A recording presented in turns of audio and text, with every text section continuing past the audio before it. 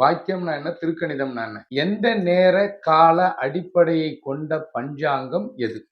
அப்போ ஆங்கில நேர அடிப்படை கால பஞ்சாங்கத்தை கொண்டது திருக்கணிதம். 365 நாள் போடுவோம். உங்களுக்கு திருக்கணிதத்துல உங்களுக்கு பகல் அப்படின்னா நைட்டு 12 மணி. உங்களுக்கு இது நள்ளிரவு நமக்கு.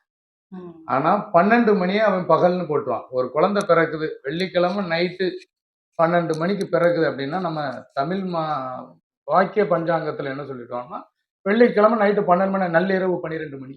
அதுதான் பிஎம் நம்ம வாக்கியத்துல. ஆனா திருக்கணிதத்துல ஏஎம் பகல் 12 மணி 1 நிமிடம். அந்த 12 வந்துருச்சுனாலே உங்களுக்கு பகலுமா. சூரியன் என்ன 12 மணிக்கா உரியுது?